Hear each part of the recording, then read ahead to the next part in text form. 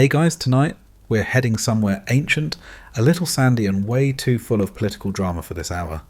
You're stepping into the flickering torchlight of 5th century Alexandria, where the streets smell like olive oil, fish guts, and fresh scroll ink.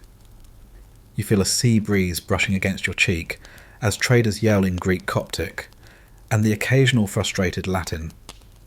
Marble columns rise like silent sentinels, and camels snort at philosophers mid-debate. It's loud, it's brilliant, it's Alexandria. But don't get too comfortable. This story is slow-moving, dusty, and more than a little tragic. You're here to fall asleep, not survive the chaos of theological turf wars, or the crumbling of classical thought under the weight of ideology. You probably won't survive this century anyway, plague knives or library fires. Pick your poison. So before you get comfortable, take a moment to like the video and subscribe, but only if you genuinely enjoy what I do here. And tell me in the comments, where are you listening from? And what time is it right now? Now dim the lights, maybe turn on a fan for that soft background hum, and let's ease into tonight's journey together. You trudge slowly into Alexandria, your sandals slapping against a worn cobblestone road, still sticky from the day's heat. The Mediterranean sulks just beyond the city's edge, and the cries of gulls give the illusion of peace. But Alexandria's always been a city with a bit of an identity crisis.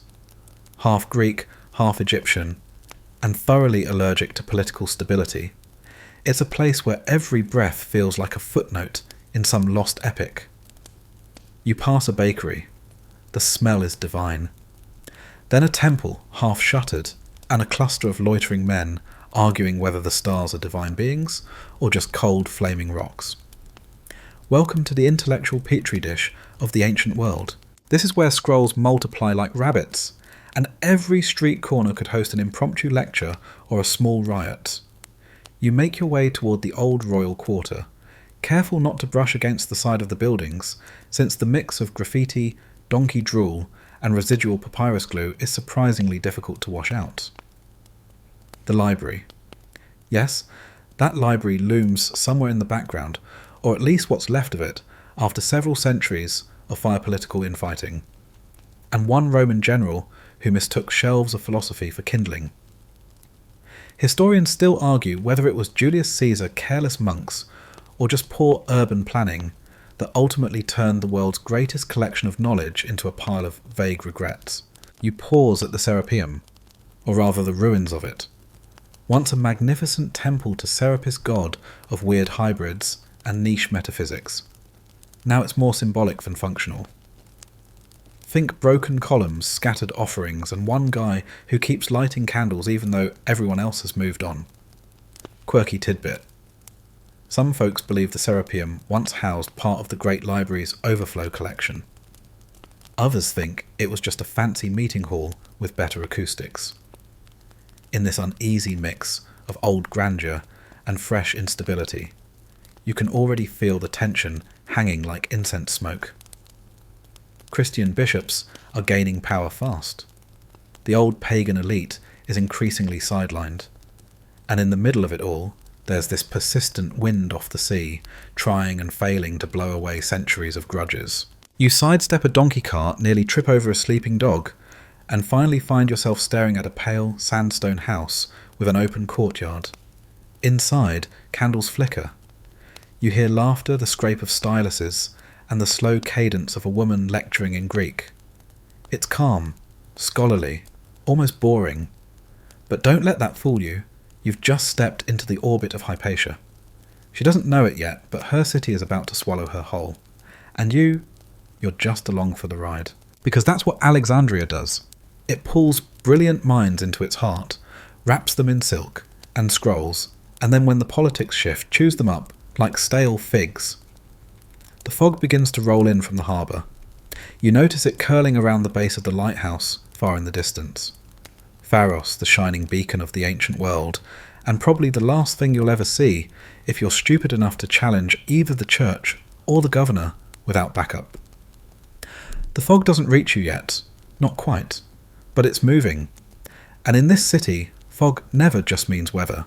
You blink against the torchlight as you cross into Hypatia's world. It's quieter here, almost unnaturally so. The kind of hush that settles not from peace, but from everyone thinking too hard to bother with conversation. The sandstone house you stepped into isn't lavish. No gilded statues, no golden mosaics. Just shelves. So many shelves. And wax tablets. And scrolls tucked into every conceivable crevice, like they're breeding in the corners. And there she is, Hypatia. Hair tied back in a messy braid, chalk dust on her robe, and a face that says she's already figured out the thing you're still trying to pronounce. She's not what you expected. No dramatic philosopher's robes. No smug air of superiority. Just an intense, steady presence, and eyes that seem to measure every angle of your face, like she's about to calculate your moral trajectory using Euclidean geometry. You shuffle awkwardly into a seat. There's no podium, just a semicircle of benches, and Hypatia pacing slowly in front of a smooth, worn wall she uses as a blackboard. The smell of beeswax and ink clings to the air. "Let's begin again," she says, not looking up. Her voice is soft but magnetic, the kind of tone that makes even the pigeons outside hush for a moment. Today she's walking through the planetary orbits Ptolemaic style, of course. Her diagrams curve across the wall in overlapping loops that make your eyelids flutter involuntarily. Still, there's something weirdly calming about it. She describes celestial spheres like she's narrating a lullaby. Epicycles, deference, the occasional sarcastic jab at how Mercury clearly didn't get the memo about regular motion. Hypatia doesn't just teach astronomy, she embodies it. The slow spin of logic, the elliptical paths of argument. You almost expect her to orbit around the centre of the room like one of her planets. Her students are a mix of sharp-eyed elites, visiting scholars, and that one guy who keeps pretending to understand everything while sneakily copying someone else's notes. There's even the occasional Christian cleric trying to reconcile their sacred texts with the cold elegance of Greek math. It's all very open-minded, right up until someone brings up heliocentrism, and then things get a bit awkward. Fringe tidbit. Hypatia was rumoured to construct her own astrolabes. Think of them like ancient 3D star maps that fit in your hand. Also possibly invented a hydrometer. Because when she wasn't reworking the heavens, she liked to tinker with water displacement. Very niche, very Hypatia. You glance outside and realise it's gotten darker. The candle flames now throw long, swooning shadows along the walls like ghosts of theories long disproven. The lesson winds down, but nobody moves. You feel like breathing too loudly might shatter the thought sphere she's built in the room. She finally steps back, clasps her hands and tilts her head. And remember, she says we study the heavens not to control them, but to align ourselves with their beauty. You wish Twitter existed just to quote that. There's a beat of silence, then parchment rustles benches, creak and the spell breaks. Outside the house, Alexandria is still. Alexandria, loud, cranky and half a sentence away from a street fight. But inside here, you feel like you've wandered into some strange orbit of clarity. A brief one, a fragile one. As you file out with the others, Hypatia doesn't follow. She stays behind, rubbing a chalk smudge off her sleeve, already lost in the next problem. Historians still argue whether Hypatia considered herself a Neoplatonist, a scientist, or just someone allergic to theological drama. But one thing's certain, she was smart enough to see it coming. Not that it helped. You head back into the dusk, your sandals whispering against the ground. Around you, Alexandria hums with competing chants, priests reciting psalms, street vendors hawking dates, philosophers mumbling about truth while dodging suspicious puddles. There's a peculiar harmony to the chaos, like a symphony played entirely out of tune, but with enormous confidence. You turn down a narrow alley, the walls sweating in the night heat. A mural of the goddess Athena watches you pass her paint, flaking her eyes still sharp. And behind you in her dim-lit house, Hypatia keeps thinking.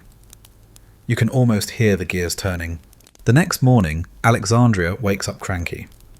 Carts squeak over uneven stones. Roosters argue with the dawn, and somewhere a child is screaming because they dropped their honey cake. Typical. But inside a modest apartment above the city's main street, a man sits cross-legged beside a cluttered table, blinking against the sun. This is Theon, Hypatia's dad.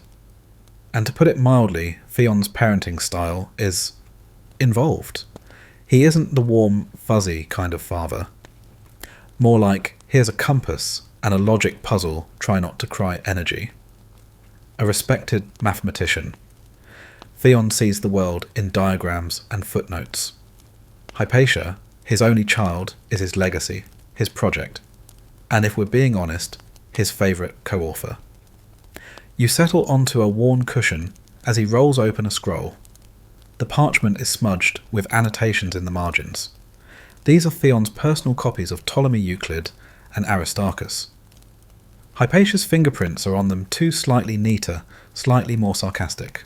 She's not here right now, probably off measuring the sun with a spoon, or solving for pee in her head while waiting for lunch. Theon sighs and begins to edit a passage aloud. His voice is scratchy like someone who's spent a lifetime telling numbers to behave. He mutters something about the Almagest being a little romanticised, which in nerd terms is brutal. He's not just a father. He's also her first and fiercest tutor. While other girls in Alexandria are learning how to mix perfume and avoid eye contact with centurions, Hypatia is building mechanical contraptions and correcting the astronomical models of men twice her age. At 10, she's already asking inconvenient questions. At 15, she's out arguing temple priests. By 20, she's lecturing full-grown adults in the art of logical dismantling, politely of course. Historians still argue whether Theon saw Hypatia as a future peer, or simply a brilliant vessel for his own ideas. But we do know this, he taught her everything he could. Then he stood back and watched her blow past him.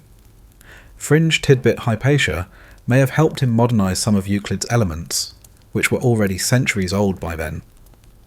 A bit like editing Shakespeare to make it snappier. Casual. You wander through Theon's workspace, careful not to knock over a delicate model of the heavens made from interlocking copper rings. The thing buzzes when touched an early orrery maybe, or a highly judgmental wind chime. There's no separation here between home and classroom. Scrolls stack next to breakfast bowls. Geometry diagrams double as coasters. The family cat named Aristotle obviously lounges across a wax tablet like he's contemplating metaphysics. The air smells of old parchment and warm olive oil. You pause near a window and look out over the city. It's messy, beautiful, exhausting. From here you can see the old palace walls, the giant harbour, where ships from Rome, Carthage and further still drop anchor.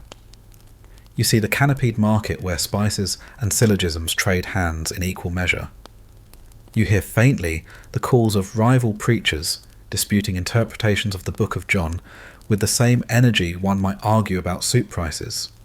And somewhere in this sprawling, chaotic city, Hypatia is preparing to step out of her father's shadow, not to rebel, but to teach, to lead, and to quietly rewrite the limits of her world. But she doesn't do it alone. Theon was the foundation, the launch pad, the slightly overbearing quality control manager of her intellectual life. And when she finally leaves home to teach at the Mauseon, it's with his cautious blessing and a small crate of scrolls marked definitely not for burning. Theon doesn't come with her, he's older now. He stays back, retreating into his equations and his cat and his increasingly long list of things Alexandria no longer appreciates. You glance one last time at the stacks of scrolls and formulas and wax-covered notes. This is where Hypatia learned to think, where she learned to question, where she learned that sometimes the only sane response to political chaos is a really well-balanced equation. The door creaks as you step back into the street. Alexandria waits, and Hypatia is about to make it her own.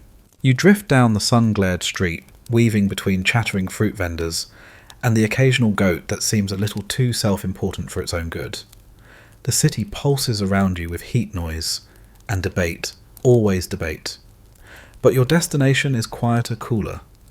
Tucked behind a line of cypress trees and half-collapsed statuary is the old Mausion, once the crown jewel of Alexandria's intellectual universe. Today it's less crown, more faded laurel wreath. And inside Hypatia is holding court. Not in some grand auditorium, mind you. No velvet curtains or applause. Just a shady colonnade, some cushions, and a gaggle of students who look like they haven't blinked in 20 minutes. You step into the shade, instantly cooler, like the air itself respects the silence. Chalk squeaks against slate. Hypatia is sketching a parabola mid-lecture, her fingers smudged and robe dusted. You get the feeling she wears that chalk like armour. Today's lesson, conic sections. Sexy stuff. She draws a cone and slices through it with an imaginary plane ellipses, parabolas, hyperbolas. Shapes that describe the flight of arrows, the curves of rivers, even the occasional doomed love affair if you're feeling poetic. You're not. You're sleepy. But even half-lidded, it's hard not to be mesmerised. And it's not just math. She spins in bits of astronomy metaphysics, and some solid shade toward Aristotle's logic gaps. You raise a brow as she casually critiques centuries of Greek thought, like she's commenting on a slightly undercooked lentil stew. You lean back, absorbing the cadence more than the content. Hypatia has a rhythm, a way of making spirals and asymptotes sound like bedtime stories. Her voice carries measured, clear, always calm. Even when she drops a joke about students who misuse sine curves. You don't laugh, not because it isn't funny, but because you still don't fully get it. Her students adore her, not just for the intellect though, that helps. It's the vibe, the lack of pretension, the way she listens. There's no lecturing from a pedestal here, just a flow of ideas passed hand to hand like shared bread. Quirky tidbit. Hypatia is known to lecture in public spaces, even the agora, wearing a philosopher's cloak, and calmly engaging anyone who dares to challenge her merchant, priest or drunk. Kind of like a one-woman TED Talk, minus the stage lighting and awkward sponsors. You glance down at your feet and notice an ant trail weaving around your sandal. Even they seem focused. The whole place hums with concentration. And beyond the shaded columns Alexandria spins on, unaware that inside this modest open-air classroom a woman is redrawing the boundaries of who gets to be brilliant, historians still argue whether Hypatia held an official teaching position at what was left of the Mausion, or if she simply taught in its shadow. But either way, her influence reached far students from across the empire came to study under her. Some would become bishops, others governors. A few quiet footnotes, but all of them carried fragments of her mind back out into the world. A breeze stirs the air. You smell ink sweat and that faint, bitter scent of old papyrus baking in the heat. Class ends. Students rise, stretch, murmur to one another. No applause, just a kind of sacred fatigue. You trail behind the group as they trickle out into the street, eyes still narrowed in thought. It's a beautiful sort of mental hangover. And Hypatia. She kneels beside a clay tablet, reworking a diagram that didn't quite sit right. She frowns slightly, then smiles as if the answer finally clicked. Her hands move again. The curve smooths. And for a moment, everything is balanced. You wake the next morning to the familiar sound of someone yelling about Zeus in the street. Classic Alexandria. It's not that people still worship the old gods exactly, not in great numbers anyway, but there's a certain stubborn nostalgia clinging to the pagan elite. You pass a marble statue of Apollo, his nose worn down by centuries of weather and casual disrespect, and it hits you. This city isn't just a blend of cultures, it's a buffet of belief systems, none of which are especially fond of sharing. The pagans here are proud, prickly, and absolutely obsessed with tradition. And yes, that includes geometry. You slip into a small sanctuary tucked behind a workshop that smells like resin and boiled linen. A group of older men are gathered, robes heavy, expressions heavier. They murmur invocations not to the gods exactly, but to wisdom itself. to logos, to that abstract divine rationality that makes triangles behave and the stars keep their course. This is Hypatia's cultural tribe, the old-school Neoplatonists. They don't sacrifice goats or throw wild orgies. It's more like quiet reading sessions, lots of silent nodding, and the occasional heated argument over whether beauty exists independent of the material world. It does. Unless it doesn't. Depends who's napping. One guy stands up to read from Plotinus. His voice wavers but carries. You catch words like emanation one, an intelligible world. You also catch a yawn.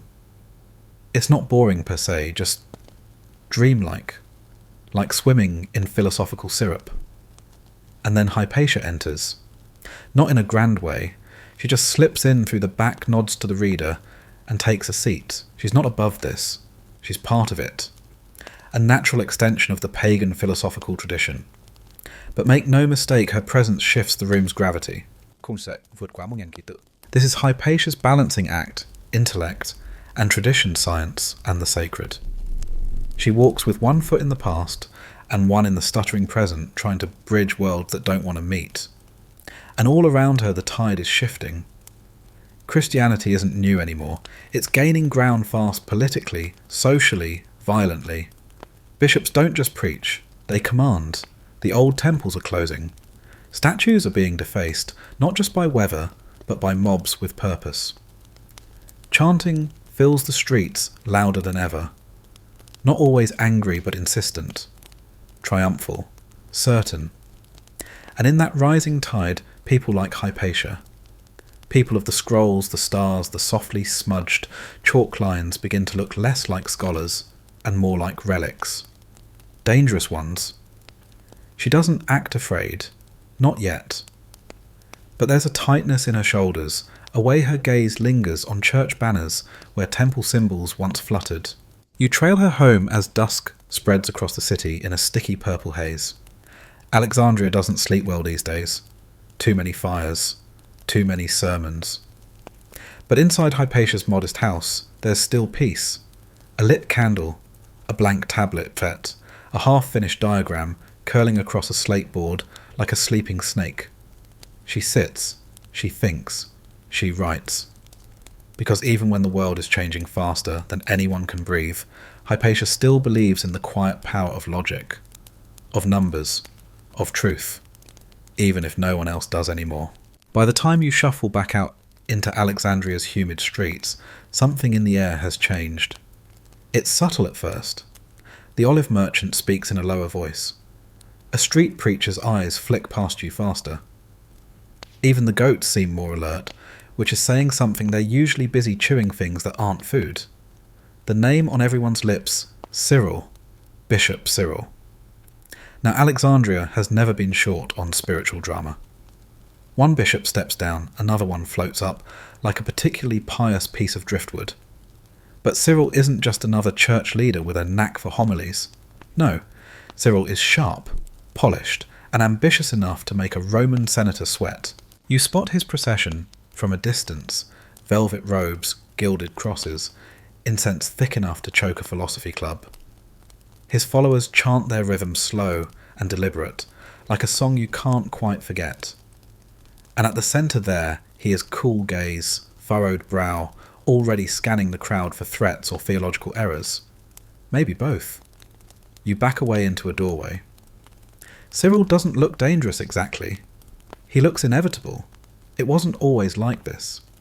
His uncle Theophilus was the real fire-starter to the one who sacked the Serapeum and turned temple columns into church porches. That was years ago.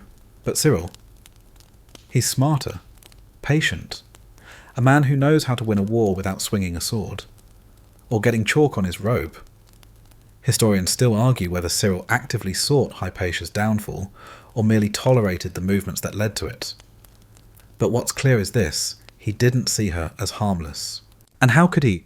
And you duck down a side alley, passing a group of boys arguing over scriptural translation.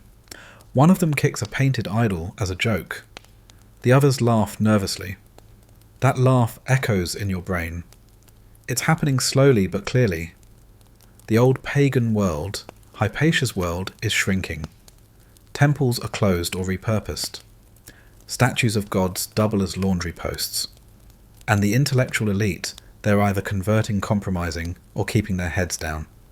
Hypatia isn't good at compromise. She doesn't insult the church. She doesn't preach against it. But she exists a philosopher, a woman, a remnant of a system Alexandria is trying to erase. And she won't stop teaching, won't stop speaking, won't stop being the most rational person in every room, which is annoying if your entire career is built on divine mystery. Fringe tidbit. One popular Christian writer of the time, Socrates Scholasticus, great name by the way, actually praised Hypatia, said she was respected by everyone, right up until they murdered her. A rare posthumous compliment delivered with the enthusiasm of someone holding a live eel. You catch sight of Cyril again later in the day. He's speaking to a crowd outside the cathedral. His voice carries like a drumbeat, measured, rhythmic, more political than spiritual. He's not just preaching salvation. He's laying bricks for a kingdom. Not the heavenly kind. He gestures grandly, and the crowd responds. You can't hear the words, but you feel the temperature shift. That buzz. That careful hush. Like someone just lit a match near dry parchment, you slip away again. At Hypatia's house, the light is lower. She's back at her tablet diagrams, trailing off into spirals that don't resolve. There's tension in her posture. Not fear, more like pressure. Like someone trying to balance on a line that keeps moving. She's been hearing the whispers too. Governor Orestes, her ally, her former student, her political headache has been clashing with Cyril. Their arguments have gone from heated letters to actual brawls in the streets. She's tried to mediate, of course, tried to apply reason where emotion has already taken root like a weed. But Alexandria isn't interested in reason right now. It wants sides. And Hypatia floating serenely between them in her philosopher's robe is beginning to look like a threat, no matter which direction you squint. You watch her as she rubs out a section of the diagram starts again. Cyril may have the crowd, but she still has clarity, for now. You're not even out the door when a crash rings out from a few streets over. It's not the festive kind of crash, no dropped amphora, no excited market brawl. This one has the sharp edge of intent. You follow the sound cautiously, keeping close to the walls. Alexandria isn't boiling over just yet, but the lid is definitely rattling. At the city's central square, the crowd has already gathered. Two factions face off on one side, Governor Orestes' men looking sharp in their polished tunics and nervous facial expressions. On the other, a group of young Christian zealots, the so-called Parabolani, officially caretakers of the sick, unofficially professional intimidation squad. You'd think people who clean up after plagues would be more chill. They wear the blank stares of those who believe absolutely, in something, maybe not even the same something. But belief once weaponized tends to ignore fine print. You slink behind a merchant's cart as voices rise. Orestes steps forward, softly, his jaw set and robe crisp. He's not armed, just armed with law, which in Alexandria is sometimes the same as being naked. He's trying to assert control, talk sense, sound firm. And it might have worked if one of the zealots hadn't thrown a broken pottery shard right at his forehead. Yeah, that escalated. Orestes stumbles, blood streaking his brow. There's a moment, just a sliver of time, where the whole square holds its breath. Then chaos. Shouts erupt. Soldiers shove back. The Parabolani surge forward, chanting now. You press flat against the stall as people bolt in every direction, robes flapping like startled pigeons. The scent of sweat, blood and cumin fills the air. This isn't just a scuffle, it's a message. Historians still argue whether this moment was spontaneous or orchestrated, whether Cyril's camp encouraged it, or whether zeal carried the day on its own. But either way, the divide between church and state has just become a chasm. And Hypatia? She's caught squarely in the middle, not because she wants to be, but because Orestes listens to her. Because people say she advises him.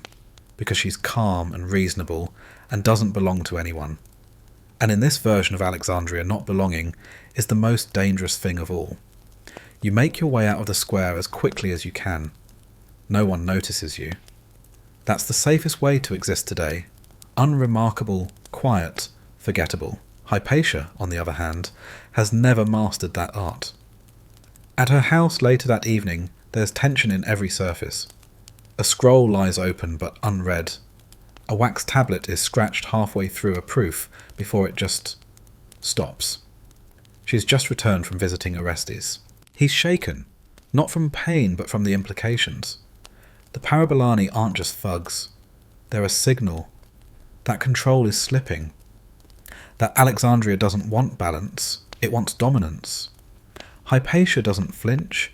She offers comfort in the form of reason. Suggests letters, public declarations, mediation. You want to believe that'll work. She always does. Fringe tidbit. Some later sources say Orestes was considering converting to Christianity purely to smooth things over. Others say Hypatia urged him not to, insisting that neutrality was his strength, or his weakness, depending on whom you ask. Either way, nothing smooths over now. You walk with Hypatia the next day, just a casual route from her lecture space back home. But something's off. The air feels watched. A few men hiss as she passes, barely whispers, but heavy with intent. Which one mutters? Another just spits. Not because she said anything, not because she's done anything, but because people have started to believe she's doing everything. Controlling Orestes, blocking peace, defying God. She walks upright, unfazed, though her hands clench slightly at her sides. You try to keep your breath steady. It's just noise. Just fear stirred up by people who need a target. But the crowd doesn't need reasons anymore. It needs relief. And scapegoats always come cheaper than truth. She isn't a priest. She isn't a prophet. She isn't allowed in the church's power meetings, and every time a policy gets passed or a new bishop anointed, she finds out 2 days later, like everyone else, trying to read between the lines of public proclamations. Historians still argue whether Hypatia ever tried to hold political power. There's no evidence she wanted it, but being listened to, respected, and feared by those in power. That's political, whether you like it or not. And lately her respectability has started to wear thin. Some whisper she's too friendly with Orestes. Others say she holds sway over the city's scholars, manipulating opinion through philosophy. Philosophy, which most of the city now treats like a pagan relic, or worse, a secular trap. You step out with her on a walk through the agora. The mood has changed since last time. There's a stiffness in the air. A pause in conversations as she passes. Heads turn. Smiles are thin. Once merchants would greet her warmly, ask about the weather on Mars, beg her to explain eclipses. Now they just nod, if that. You overhear one man tell his son not to stare. She's not for us, he says under his breath, not for us. Hypatia, who teaches anyone who asks, who has never declared herself part of any faction, any faith, who has tried with exhausting grace to be a mind and not a side. And yet somehow she has become the wall everyone wants to tear down. Fringe tidbit. There are rumours that Hypatia refused marriage, not just once, but often. One popular and deeply uncomfortable legend claims she dissuaded a persistent suitor by handing him one of her used menstrual cloths. Whether true or slander, it tells you everything about how society didn't know what to do with a woman who valued intellect over decorum. Back at her home, a student waits. Younger than most. Nervous. He wants to know if the rumours are true, if the governor is plotting against the church, if Hypatia's teaching will be banned, if she'll stop meeting in public. She smiles gently. No, she says. But that doesn't mean it won't happen. He looks confused. You understand. It's not about whether she is dangerous. It's whether enough people believe it. You leave her house that evening with a sense of something pressing down. Not fear, not yet, but heaviness, the weight of being too visible, too brilliant, too unwilling to shrink. Alexandria is cracking, and the first fissure always finds the person who refuses to bend. As you cross the darkening street, you glance back one last time. Hypatia stands in her doorway, arms crossed, watching the sky like it might offer better answers than the city ever has. And maybe it will, but it won't be tonight. You don't need directions to find the Great Library or what's left of it. Just follow the ache. The building doesn't exist anymore, not really. Bits and pieces of it are scattered like ghost bones around Alexandria. A crumbling pillar here, a lintel-turned bird perch there. People pass by without a glance now. Tourists haven't been invented yet. But you stop. Because Hypatia's legacy isn't just in her scrolls or her students, it's in what Alexandria lost. You step into the burnt-out husk of what was once the Serapeum, a temple turned annex turned ash pile. It had been part of the grand vision, the overflow wing of the Great Library. Once it housed tens of thousands of scrolls. Now it's mostly rubble and angry pigeons. You kick a loose stone and it echoes hollow. Fire did this, yes, but also fear. Fear of knowledge, fear of contradiction, fear of the wrong god, having the best footnotes. When Theophilus the bishop, before Cyril, led a campaign against pagan institutions, the Serapeum was one of the first to fall. Not in battle, but in symbols. Statues smashed, shrines gutted, scrolls presumably burned or repurposed into wrapping paper. Historians still argue whether the Serapeum's library was a major portion of the Great Library or just an administrative backup. But everyone agrees something precious was lost. You feel that loss in your lungs. It's not just the knowledge, it's the possibility. The quiet promise that people, if given enough time and ink, might actually understand the world. Hypatia grew up with the echo of that promise, and in many ways she was its last real torchbearer. Not because she had the most books, though she had plenty, but because she believed in them. Every scroll, every diagram, every mind that dared to challenge its own thoughts. You brush dust from a blackened wall and catch the faint outline of a fresco, something celestial, faded now, forgotten. Outside, Alexandria marches on. The bakers shouting about figs again. Children chase chickens through alleys that once held Socratic debate. The city forgets quickly, but Hypatia doesn't. She still teaches from her home, still draws celestial paths, and explains conic sections to anyone who listens. But there's a new quietness to her, not fear, not surrender, something heavier. You walk beside her one morning through the winding streets past where the Mausion once stood. There's nothing left now, just weeds and bad graffiti. One wall still bears the remnants of carved Greek text, mostly unreadable except for one phrase, "Let no ignorant person enter." She touches it briefly with her fingertips. "That failed," she says. You both laugh, then fall silent. Fringe tidbit. According to some later reports, Hypatia once invented a kind of plain astrolabe for teaching geometry, a device so precise and ahead of its time that no one could fully replicate it for centuries. Alexandria may be burning its libraries, but she's still building tools to read the stars. Back at her house, she spreads out new diagrams. They're not just mathematical anymore. Some of them, subtle, faint, are political. Mapping networks, tracing alliances, calculating risk. Because even logic must evolve when survival becomes part of the equation. Students still come, though fewer now. Some wear their cloaks tighter, speak more quietly. They ask about philosophy in hushed tones like it's a curse you can catch. And still Hypatia answers. Because if she stops, the silence wins. You lean against the doorway as she scribbles equations that feel like rebellion. Outside, Alexandria is changing. The church grows stronger. The old institutions crumble. The air hums with certainty. But here for now, there's still a woman with a stylus and a mind sharper than the swords. And for as long as she can hold the chalk, she won't let the silence take it all. You're halfway through a fig when the knock comes loud insistent, not the polite kind that waits for a pause in thought. Hypatia looks up from her diagrams, brows already drawn together. She isn't expecting visitors. Not this early, not with that tone. You both exchange a glance. When she opens the door, it's a messenger from the governor's household, dishevelled, sweating, visibly spooked, in a way that makes even the neighbourhood cats pause their sunbathing routines. He blurts something about a letter about Orestes needing counsel about rising tension.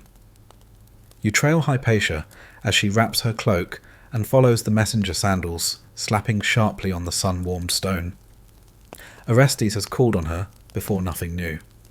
She's been his advisor, his intellectual compass, his quiet voice of reason, since before half the city knew her name. But today feels different. You enter the governor's quarters through a side corridor, less formal, more cautious. The air inside is thick, not with incense, but with anxiety. Orestes paces the mosaic floor like a lion in sandals. He's got a scroll in one hand and a wine cup in the other, and frankly he's gripping both a little too hard. Another letter from Cyril, he mutters, before you can ask. Another request. More like a demand.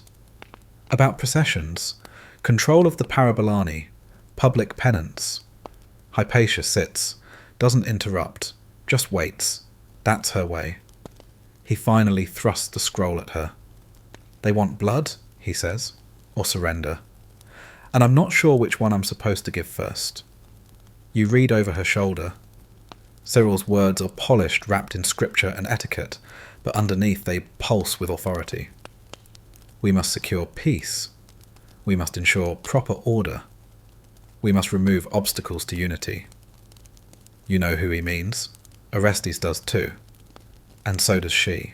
Historians still argue whether Hypatia gave Orestes specific political advice, or whether he simply leaned on her as the one person in Alexandria not blinded by ideology or tribalism.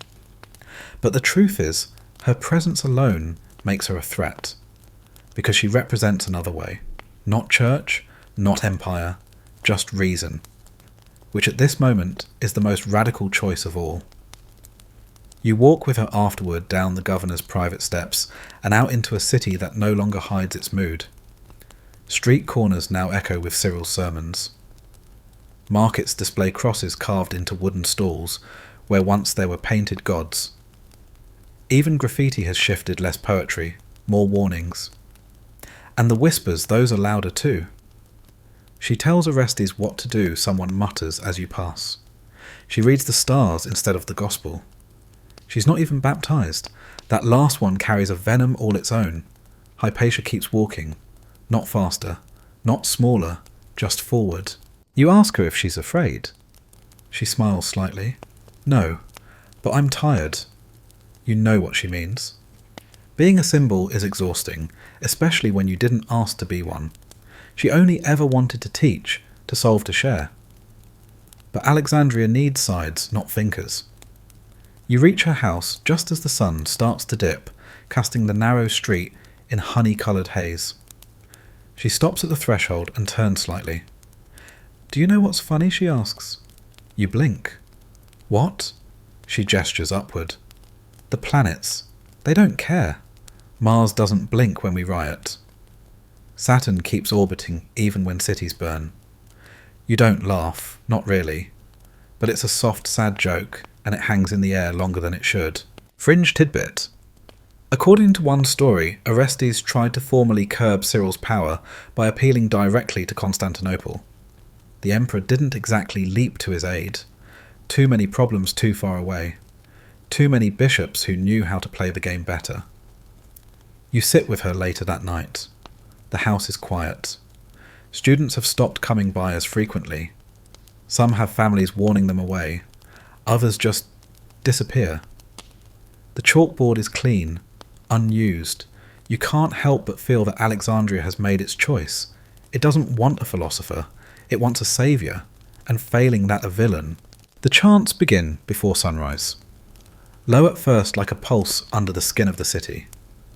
You stir in the courtyard, tucked in the folds of Hypatia's shadow, and hear it building voices, rhythmic and rising, echoing off stone like surf on jagged cliffs. Not joyous, Not mournful, just focused. You follow the sound through narrowing alleys, past shuttered shops and sleepy cats that no longer care if philosophers vanish, toward the agora where the crowds gather like a bruise. The men are from Cyril's circle, some ordained, some just enthusiastic. Many wear crosses carved into leather straps. A few have sticks. A few more have slings. Their faces are lit not by sunrise, but by certainty. And in the centre of it all, a monk in mid-sermon. You ease behind a cart, careful not to draw attention. His words aren't fire and brimstone exactly. They're quieter, more poisonous, smooth as oil poured over glass. He doesn't name her, but you know who he means. The pagan woman, the false philosopher, the advisor who turns rulers against God. Each phrase lands like a drumbeat. The crowd ripples with nods, murmurs, clenched fists. You recognise one or two faces. A boy who once sat in Hypatia's lectures. A former student now chanting against his teacher. The mind adapts quickly when survival's involved. You slip away before the sermon ends. Back at Hypatia's house, she's already heard the noise. She says nothing at first, just looks out the window as the light creeps over the rooftops. Her stylus rests unused beside a fresh wax tablet. You can smell the ink warming in the sun. They don't even know what I believe she says finally. Not really. You nod, because what she believes isn't what's threatening. It's how she believes, quietly, logically, without rituals or robes, without fear. And that terrifies them more than any altar. You return to her home as evening falls. It's quiet again. That stillness right before a storm remembers it, forgot something. Hypatia lights a lamp, not with flourish, just practicality, and resumes a drawing, some geometric proof about curved surfaces and reflected light. You ask her what she's working on. Something elegant, she says. Something that makes sense. It's the kind of answer that hurts more than it should. Because outside Alexandria has already decided that sense is overrated, that chants matter more than chalk, and that the most dangerous kind of woman is the one who answers with silence and logic and light. She pours water, offers a plate of fruit.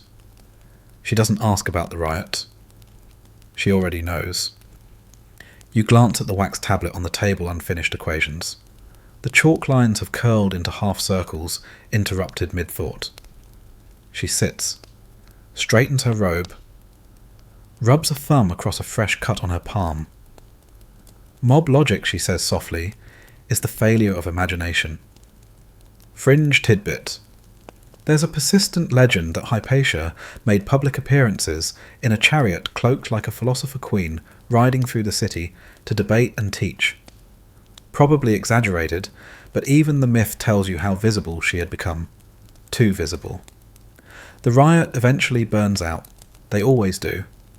A few carts overturned. Some property smashed. A message sent if not received. No deaths this time. But it's no longer hypothetical. Someone will die soon. And more people are looking at Hypatia like she's the match, not the candle. Historians still argue whether Peter the Lector was acting on orders or instincts, whether the church sanctioned his role or simply let it happen. But either way, the result is the same fury sharpened into direction. And direction always wants a name. That night, you hear more chanting, closer. A slow, deliberate rhythm. You sit with Hypatia in the back courtyard, watching the shadows move across her sundial. Will you stop teaching, you ask? She looks up surprised. Not offended, just puzzled. Like you've asked if she plans to stop breathing. No, she says, because it wouldn't matter. Not now. Not with the crowd already halfway convinced she's the puppet master behind every crisis. Stopping won't save her. And besides, there's still too much to explain.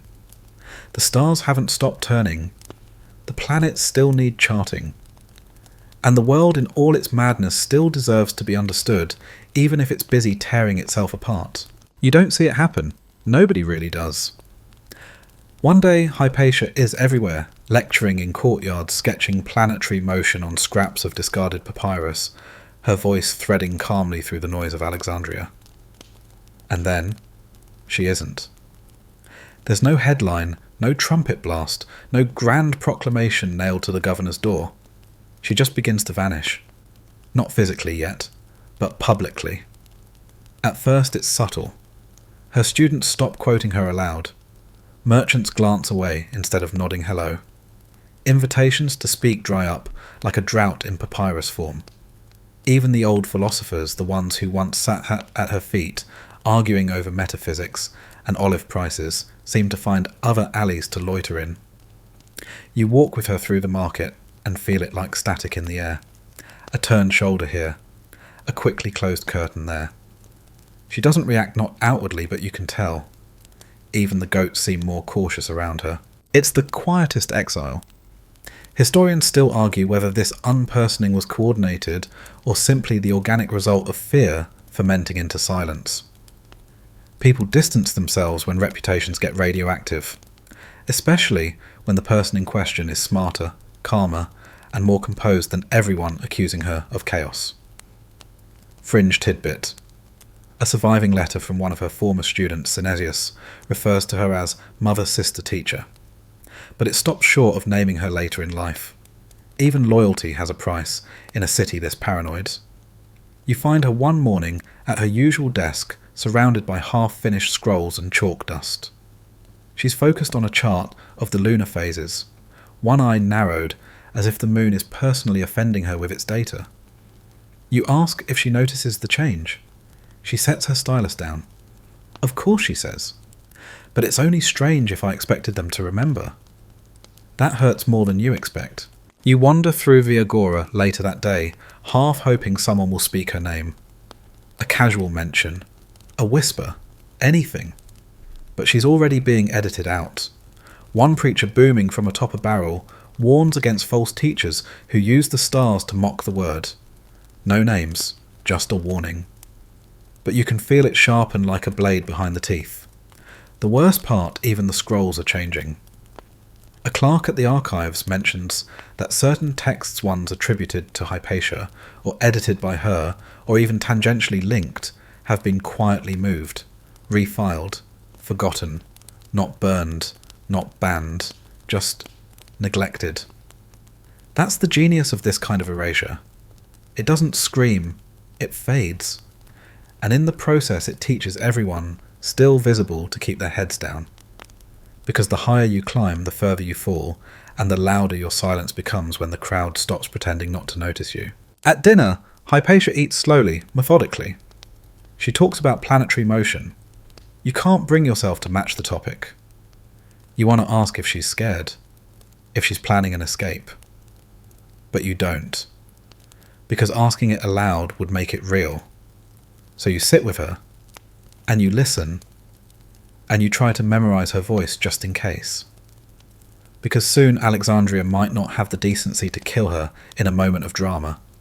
It might just erase her one rumour, one scroll, one silence at a time. And somehow that feels worse. You feel it before it happens. The morning is too still. Alexandria, normally cranky and loud before the sun's fully up, lies in a kind of expectant hush. No sermons, no laughter. Even the pigeons keep their opinions to themselves. You arrive at Hypatia's house expecting the familiar scratch of stylus on tablet, the low murmur of reason being sculpted into something elegant. But she's not there. Not in the courtyard. Not at her desk. The wax tablets are cold. Her outer cloak is gone. Someone says she's been summoned. You follow the trail through narrow alleys past gossiping corners that fall silent as you pass. The church has sent word. Not officially, of course. This isn't a trial. This is something older, cruder, smoother. Mob justice in a city that's forgotten what justice even looks like. You reach the street near the Caesareum too late. A crowd has gathered, not hundreds but enough.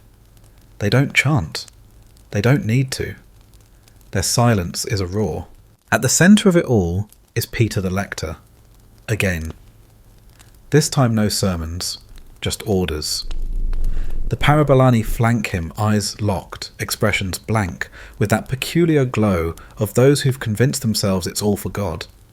You push forward only to be yanked back by someone's arm. A woman. Her eyes say, don't. Her grip says you'll die trying. And then you see her, Hypatia, dragged from her chariot, yes, chariot. She uses it for teaching, not drama, but today it might as well be a throne under siege.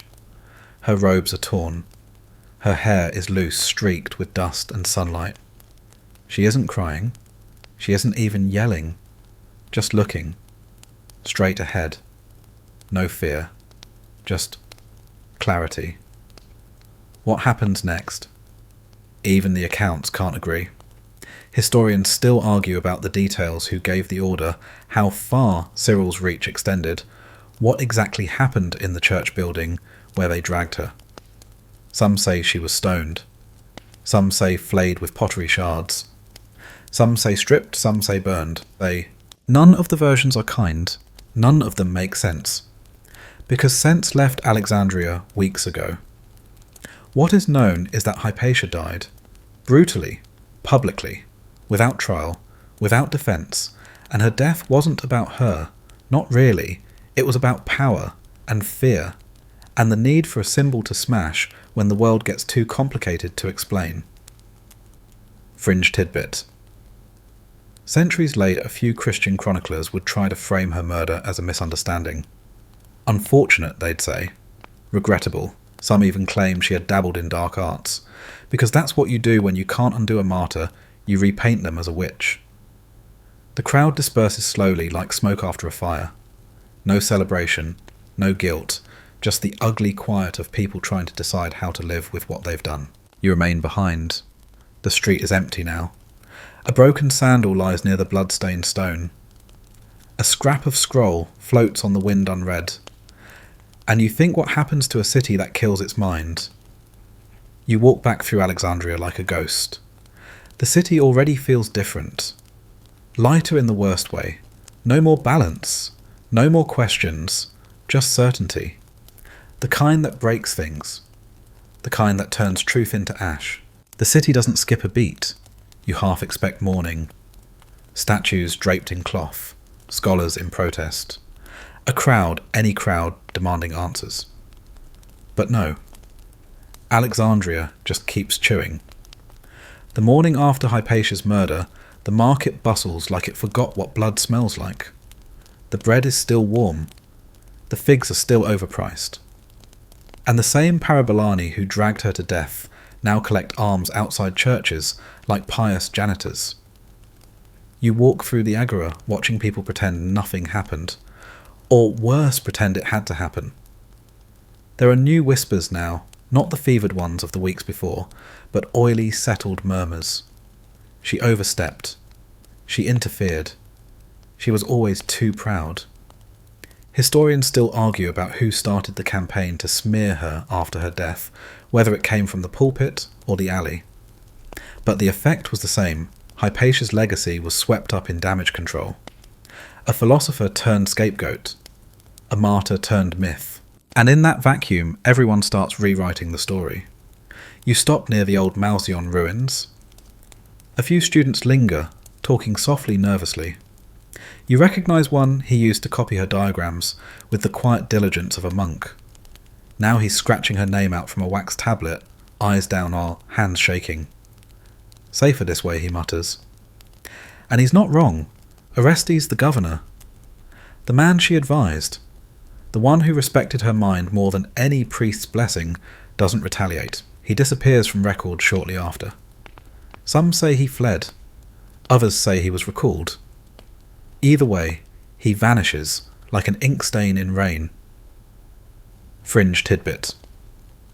A few later chronicles insist Hypatia's death marked the final break between church and state power in Alexandria. That her murder scared enough people into falling in line, into letting religion dominate without checks. If true she didn't just die, she was erased as a warning. Back at her home, it's quiet, abandoned. Scrolls half rolled, tablets brittle with dust. You step through the doorway, careful not to disturb the ghost of her presence. One broken stylus lies on the floor. A diagram halfway etched into slate curves, perfectly, then ends mid-line. You run a hand over the tablet. She always finished her proofs. Outside you hear the low hum of evening chant. A different rhythm than her lectures, repetitive, uncurious. Safe. That's the new Alexandria, uncurious and safe, or at least pretending. You wander to the harbour where the water laps against stone. It's dusk now, and the lighthouse glows faintly still standing, despite everything. You think of her voice explaining lunar motion, her smile at a solved equation, her exasperated sigh at political nonsense. None of that's written down. And if it was someone's already scrubbing it clean, because cities don't just destroy people, they rewrite them. You pass a child playing in the dust, drawing shapes in the sand with a stick. Parabolas maybe, circles, something mathematical. He doesn't know who she was. No one's told him. He'll grow up with other names, other heroes. And someday if he hears her story, it'll come wrapped in legend, or warning, not truth, not fully. The sky dims, the city breathes without her, and you still remembering feel like the last person who knows what was lost. Alexandria blinks and moves on, but the echo doesn't die, not entirely. You leave the city behind for a time, figuratively, if not physically. The next place you find traces of her isn't in a market or on a mural. It's in the brittle word-packed letters of her former students. Synesius of Cyrene, now a bishop in name, and a philosopher in relapse, writes to others about optics, dreams and despair. His letters are riddled with grief he never names but always gestures toward. He refers to Hypatia as a guiding light, a spiritual mother, and then changes the subject before his pen can betray him. That's how her memory survives now in fragments, across dusty desks in monasteries, in copies of Euclid bearing edits that scholars swear are hers though the margins are unsigned, in philosophical treatises where her name is footnoted, italicized, whispered instead of spoken. Historians still argue about which of her works are truly hers. Most of her writings are gone, and those that remain are either disputed or embedded in the writings of men who quoted her without quite admitting it. A commentary, they'd say, a correction, as if she were a footnote to her own ideas. You sit with one of those scrolls now, Ptolemy's Almagest, annotated by someone with a precise, deliberate hand. Scholars disagree, of course, but you recognise the curves of her diagrams, the thoughtful logic beneath the lines. If this isn't Hypatia, it's someone doing a very good impression. And why would anyone do that? Because the echo matters. Not just her ideas, but what she meant. What she represented. A woman who didn't rule, didn't fight, didn't build temples or burn them, just taught, just thought, just stood stubbornly in the light of reason. That's what people still argue over. Was she a martyr for science? A casualty of politics? A saint of secular wisdom? Was her death the end of the ancient world, or just another sad turn in a city that's always been allergic to stability? Even the Renaissance couldn't agree. Fringe tidbits. In the 17th century, European scholars practically canonised Hypatia as a patron of Enlightenment thinking. They wrote long, awkward poems about her, built imaginary busts. One English bishop called her the first martyr of free thought. Never mind that he also edited out the parts about conic sections. You travel further, into later centuries where her name gets tangled in agendas. Some early feminists claim her as a symbol of intellectual resistance. Some religious thinkers quietly erase her or imply she dabbled in the wrong kinds of knowledge. A few mystics call her an oracle. No one just lets her be. Because Hypatia is too perfect a symbol, too convenient a loss. You didn't come here looking for a movie. But suddenly, there she is on screen, in soft focus draped in linen, wind in her hair, surrounded by sand and scrolls and wide-eyed extras. Hypatia. but not the one you knew. This one is cinematic, ethereal.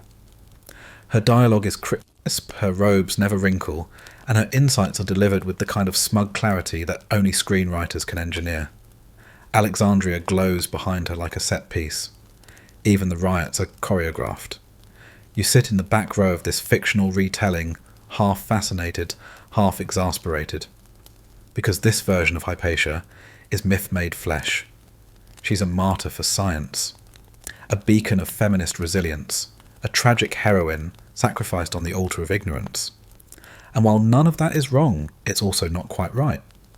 Because the real Hypatia wasn't a symbol, she was a person.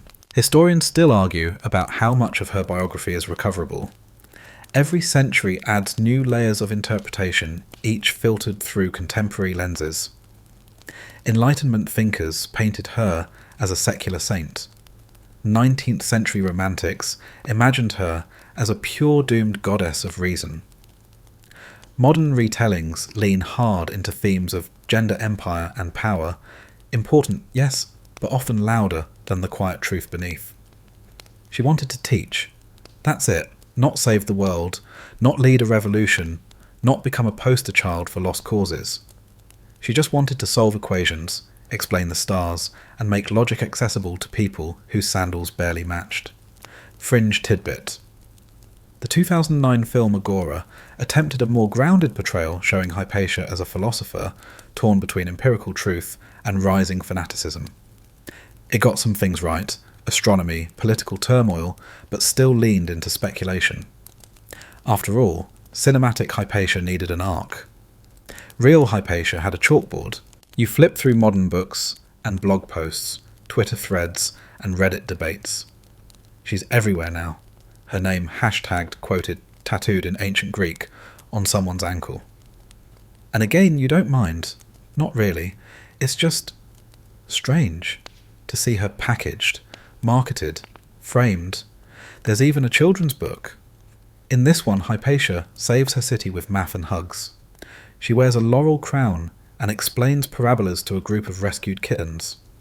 You gently close the book and promise to never speak of it again, because when people can't explain someone, they invent them. When the real story doesn't fit their narrative, they trim it, polish it, reframe the lighting. You wonder what she'd think of it all. Probably she'd raise an eyebrow. Maybe correct their ellipse diagram. Then go back to teaching. Because none of this was ever about her image, it was about the work. The proof, the questions, the patient discipline of someone who could stare at a celestial chart for hours just to understand why a planet seemed to slow down when it passed behind the moon. That was her revolution. No manifesto, just math.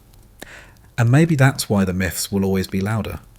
Because it's harder to make a movie about a woman who teaches quietly, dies brutally, and leaves no words of her own behind. Only the curve of her logic etched into borrowed scrolls and the silence that fell when her voice went out. But you remember. You hold the real Hypatia in your memory, not as a symbol, not as a slogan, but as the woman who believed that the mind was sacred, that the stars could be understood, and that reason was worth the risk, even if no one made a movie about that version, yet. The city doesn't look back.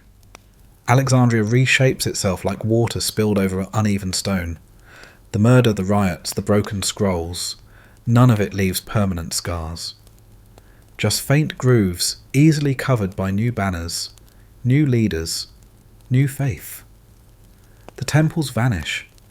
The statues crumble or are tucked into corners, and forgotten their chipped faces, watching silently as churches rise. Crosses replace frescoes. Columns get repurposed. Philosophy gets a haircut and starts quoting scripture and Hypatia. She becomes a cautionary tale, to some a quiet inspiration to others, and a question mark to most. You walk through the city one final time, tracing the curve of its streets like the shape of her unfinished proof. The harbour still smells of salt and fish oil. The wind off the sea still tugs at your robe.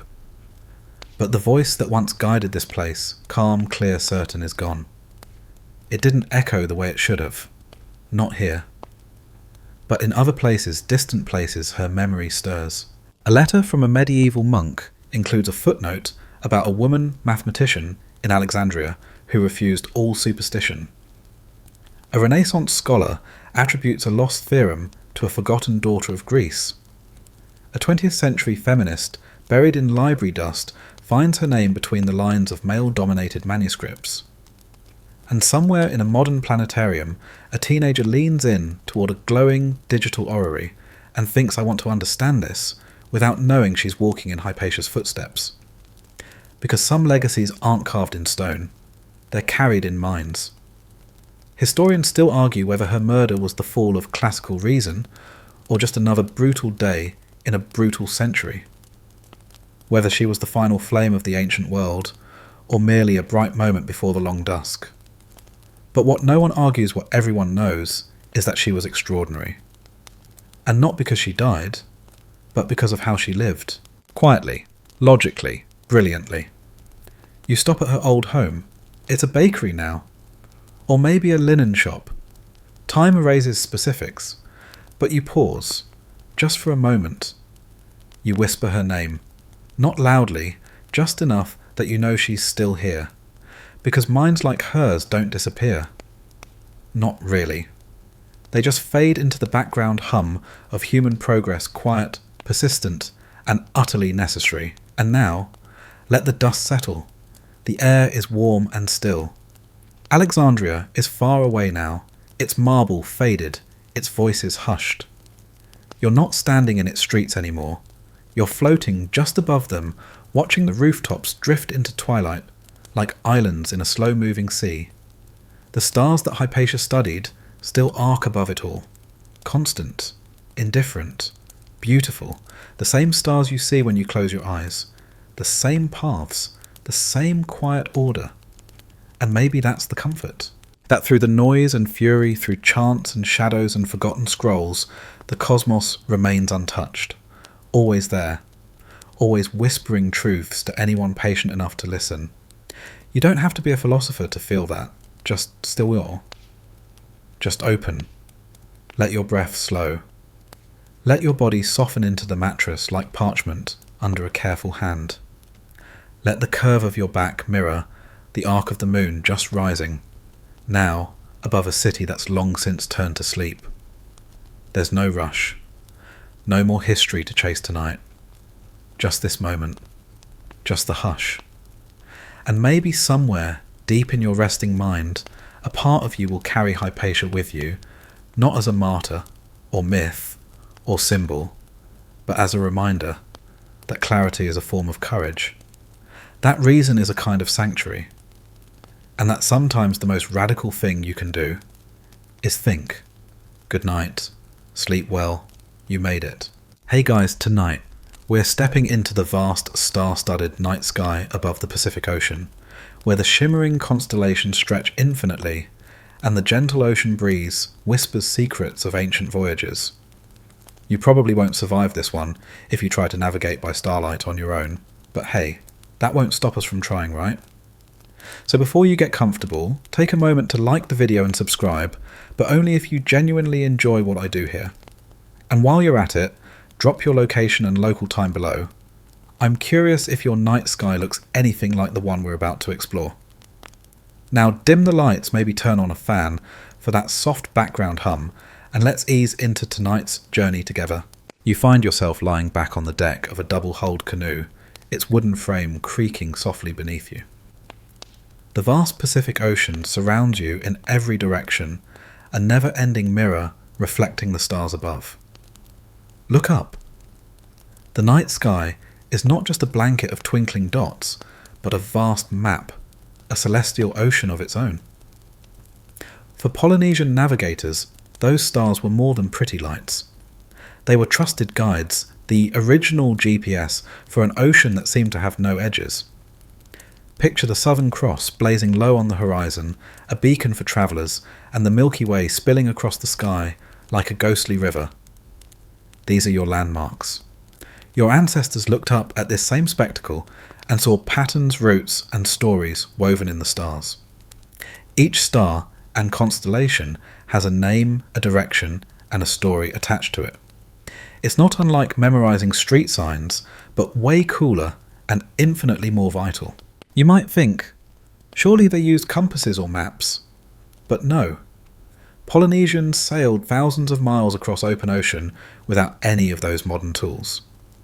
Instead, they memorized the rising and setting points of stars, the rhythms of the waves and the behaviour of birds, all to find their way from island to island.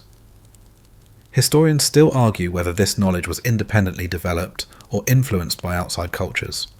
But what's indisputable is the sheer sophistication of the system. Here's a quirky tidbit: some navigators use star paths, mental routes, connecting stars as if stepping stones across the sky.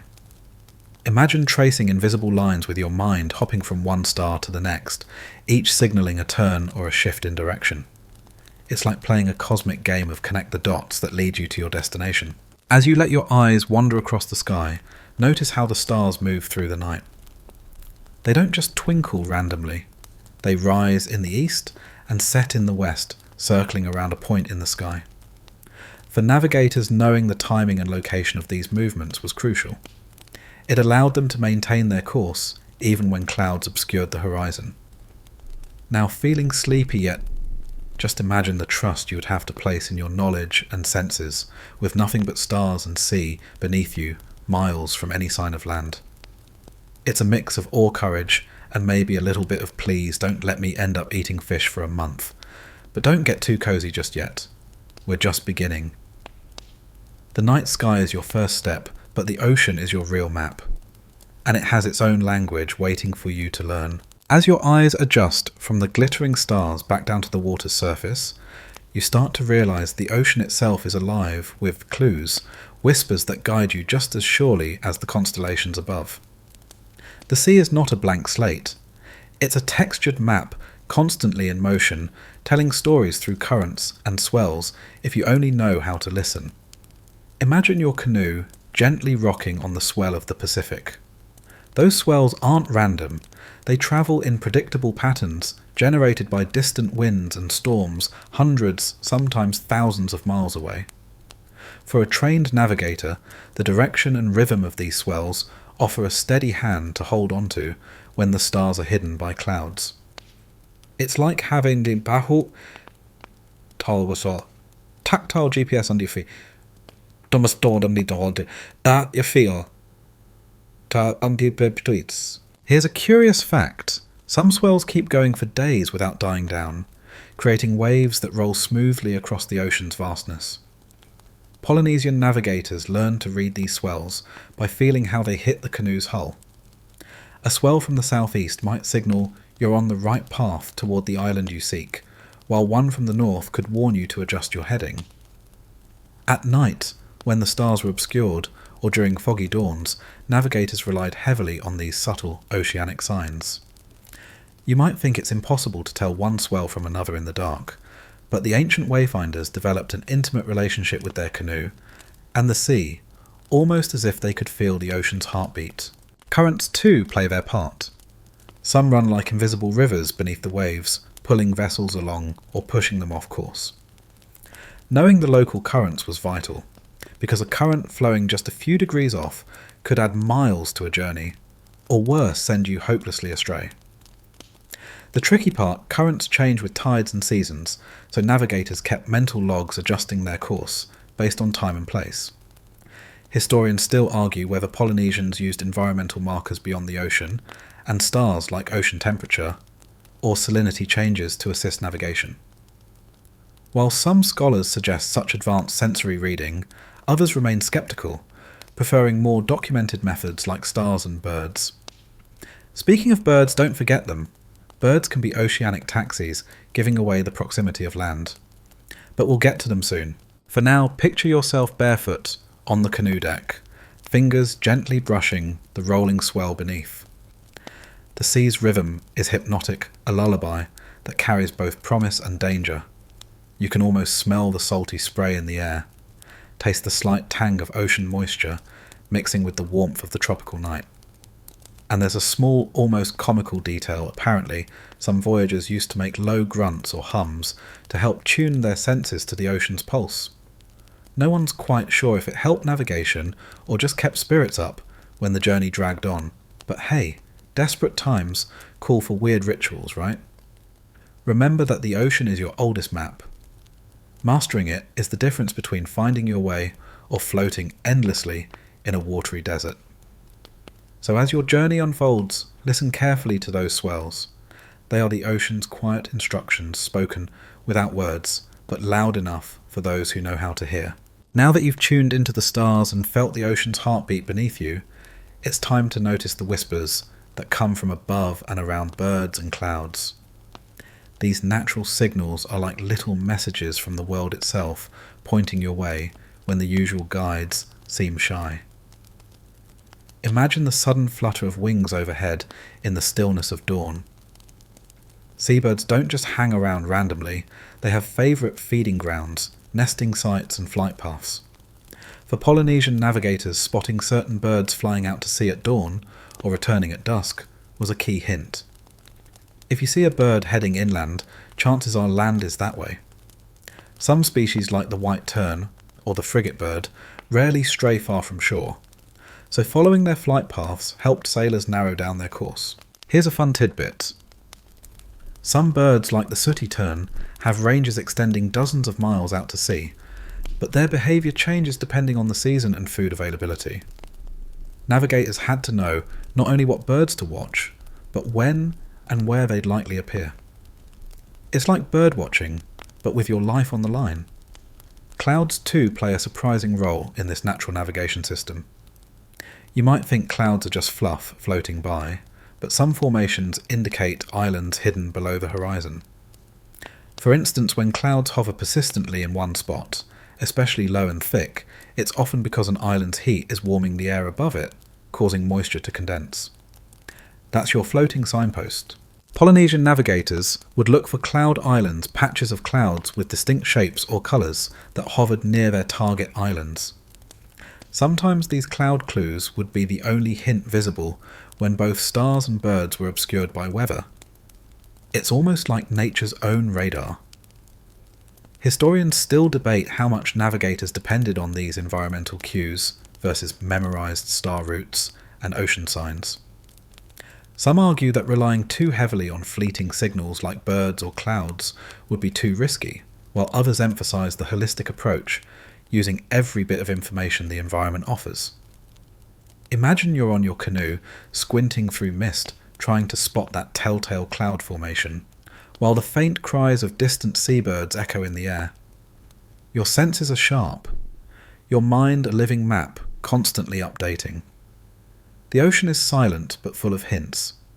The sky is a puzzle you must solve, piece by piece. You might chuckle thinking about how in the middle of nowhere you're playing a bizarre game of hide and seek with invisible islands guided only by bird calls and fluffy clouds. But it's all part of the ancient art of wayfinding, being attuned to nature's subtle signs. So next time you're outside on a quiet night or early morning, try to listen and watch. Maybe you'll catch a bird's flight path or spot a strange cloud, and suddenly the world feels a little more connected, a little less vast. As the dawn deepens, you find yourself learning to read the sky like a book tracing invisible lines that connect stars across the vast canvas above. These are the star paths, your celestial highways, and mastering them is the secret to sailing thousands of miles with nothing but the night for company. Each star rises and sets at specific points on the horizon. By memorising these points and the order in which stars appear, Polynesian navigators created what's known as the star compass. Think of it as an elaborate mental tool dividing the horizon into sectors marked by key stars. Instead of a needle pointing north, your guide is a sky full of glowing markers. Picture yourself staring out at the horizon, noting the bright star, Sirius rising just right of east, then Arcturus climbing higher to the northeast. You mentally map these stars to directions. Sirius means head east. Arcturus signals northeast. Over time, you learn a sequence when one star sets another rises, telling you to shift your course smoothly. This star compass isn't printed anywhere. It lives in the mind, passed down through generations by song chant, and careful teaching. And here's a quirky fact: some navigators also used a physical star compass, a wooden or bamboo board etched with notches or markers representing star directions. It's like an ancient navigation cheat sheet. Historians still argue whether the star compass developed uniformly across Polynesia or varied between island groups. Some islands have well-documented systems, while others show unique adaptations suggesting an evolving practice tuned to local skies. The real marvel: these star paths let you sail even when clouds obscure the sky briefly. By knowing where stars should be at, given times, you can estimate your position and direction with remarkable accuracy. Imagine navigating by memory and intuition, no instruments, no charts, just you, the stars and the ocean. Here's a light joke. If a Starpath navigator got lost, you'd probably hear them muttering, "I'm starstruck, but definitely not star-lost." Hopefully. But in reality, these skills were life-saving and sacred. As you commit these star patterns to memory, you become part of a timeless tradition. The night sky isn't just decoration, it's a tool, a guide, a companion. And knowing it intimately means you hold the key to crossing vast blue horizons that once seemed impossible. So when you glance upward tonight, maybe try picking out a few stars and imagining the routes they draw your personal cosmic roadmap, patiently waiting for you to explore. As the dawn deepens, you find yourself learning to read the sky like a book tracing invisible lines that connect stars across the vast canvas above. These are the star paths, your celestial highways, and mastering them is the secret to sailing thousands of miles with nothing but the night for company. Each star rises and sets at specific points on the horizon. By memorizing these points, and the order in which stars appear, Polynesian navigators created what's known as the star compass. Think of it as an elaborate mental tool dividing the horizon into sectors marked by key stars. Instead of a needle pointing north, your guide is a sky full of glowing markers. Picture yourself staring out at the horizon, noting the bright star. Sirius rising just right of east, then Arcturus climbing higher to the northeast. You mentally map these stars to direction. Sirius means head east. Arcturus signals northeast. Over time, you learn a sequence when one star sets another rises, telling you to shift your course smoothly. This star compass isn't printed anywhere. It lives in the mind passed down through generations by song chant and careful teaching. And here's a quirky fact: some navigators also used a physical star compass, a wooden or bamboo board etched with notches or markers representing star directions. It's like an ancient navigation cheat sheet. Historians still argue whether the star compass developed uniformly across Polynesia or varied between island groups. Some islands have well-documented systems, while others show unique adaptations suggesting an evolving practice tuned to local skies. The real marvel: these star paths let you sail even when clouds obscure the sky briefly. By knowing where stars should be at, given times, you can estimate your position and direction with remarkable accuracy. Imagine navigating by memory and intuition, no instruments, no charts, just you, the stars and the ocean. Here's a light joke. If a Starpath navigator got lost, you'd probably hear them muttering, "I'm starstruck, but definitely not star-lost." Hopefully. But in reality, these skills were life-saving and sacred. As you commit these star patterns to memory, you become part of a timeless tradition. The night sky isn't just decoration. It's a tool, a guide, a companion. And knowing it intimately means you hold the key to crossing vast blue horizons that once seemed impossible. So when you glance upward tonight, maybe try picking out a few stars and imagining the routes they draw your personal cosmic roadmap, patiently waiting for you to explore. With the stars guiding your way and the ocean's rhythm beneath you, your journey really begins to take shape. On the sturdy frame of a voyaging canoe, feel the texture of the wood under your hands, hard smooth from years of craftsmanship, and the tension of ropes securing everything tight against the sea's pull. Building these canoes was an art and a science, just as important as knowing the stars or reading the waves. Imagine sitting cross-legged on the shore, watching master builders select the right tree, usually breadfruit or koa trees prized for their strength and flexibility.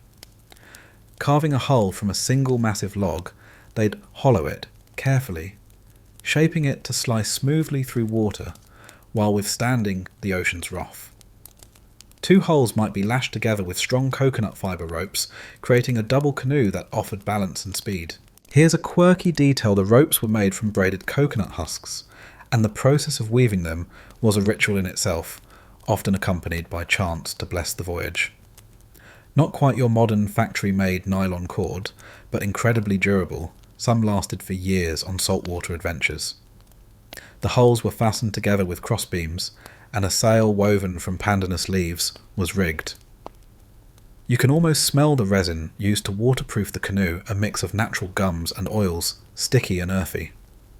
Every part was designed for endurance and performance optimized over centuries. Building a canoe wasn't just a job, it was a communal event, blending practical skills with spiritual significance. The canoe was a living entity, a trusted partner on the sea. And here's the kicker. Losing your canoe could mean more than just being stranded. It could mean losing your connection to your people and your ancestors. Historians still debate exactly how large some of these canoes were. Some estimates suggest they could carry over 100 people plus supplies, while others argue for smaller, more agile vessels. Either way, these canoes were marvels of engineering, perfectly suited to the demands of open ocean travel. You might smile, imagining how modern sailors might react to these ancient crafts. No engines, no GPS, just skill, sweat, and patience. Yet they crossed thousands of miles of open sea, with these vessels connecting tiny dots of land across the Pacific. As you run your fingers over the canoe's wooden planks in your mind, you understand this isn't just transport. It's a symbol of human ingenuity, endurance, and the deep bond between people and their environment. Your wooden canoe is your home, your vehicle, and your lifeline. So as the night deepens and stars wheel overhead, you settle into your seat on this remarkable craft, ready to trust the stars, the sea, and your own knowledge on the voyage ahead. You settle into your seat, feeling the canoe rock gently beneath you, and realize you're relying on something astonishing, your own mind as a living, breathing navigation system. Without modern gadgets, without a compass or maps, Polynesian wayfinders developed an extraordinary mental GPS memorizing patterns, signs and rhythms to sail across vast, empty oceans. Your brain becomes a celestial computer, running complex calculations with ease. You remember the star compass and ocean swells, but now you also use your sense of smell, hearing, and even taste, yes, taste, to detect changes in the environment. The salty tang of the air shifts when land is near. The way the wind changes tells you if you're approaching an island or being pushed off course. Here's an intriguing fringe tidbit. Some navigators reportedly used their sense of balance and subtle body movements to feel changes in the swell direction. A bit like a surfer reading the waves, but on a much more precise scale. It's a remarkable, almost superhuman skill, finely tuned over years of practice. The mental maps were not static, but dynamic, constantly updated with new observations. Wayfinders memorize star rising and setting points, tidal flows, bird flight patterns, cloud shapes, and ocean colour changes. They use chants and stories as memory aids, turning navigation into an oral art form. Historians still argue whether these techniques were universal across Polynesia or varied significantly from island to island. Some researchers believe that wayfinding knowledge was a guarded secret passed only to select apprentices, while others suggest it was more widely shared among the community. Imagine the pressure one wrong mental calculation could mean: missing your island by miles, drifting aimlessly, or worse. Yet the wayfinders were confident, calm, and reverent, trusting their training and the environment. A little joke here: if modern GPS suddenly vanished, you'd probably feel lost in your own backyard. But these navigators thrived in an ocean without roads or signs, guided only by their brains and nature's clues. So as the night deepens and the canoe slices through the water, You feel your own mind sharpening, syncing with the ocean's pulse and the starry compass above. You become part of a timeless tradition where navigation is as much a mental and spiritual journey as a physical one. You lean back slightly, feeling the gentle sway of the canoe, and begin to understand that being a Polynesian navigator wasn't just about skills and knowledge. It was a sacred role woven deeply into the culture and spirituality of the people. The navigator was part scientist, part priest, and part storyteller, entrusted with the fate of entire communities. Imagine the weight of that responsibility. Your life and the lives of your crew depend on your ability to read the stars, the sea and the sky. But beyond the practical navigation was surrounded by rituals and reverence. Before setting sail, ceremonies might be performed to honour the gods, ask for protection, and align the journey with the rhythms of nature and spirit. Navigators were often revered as wise elders or specialists, their knowledge seen as a gift passed down from ancestors and the divine. They didn't just memorise star charts, they internalised the stories behind those stars, blending empirical observations with myth and song.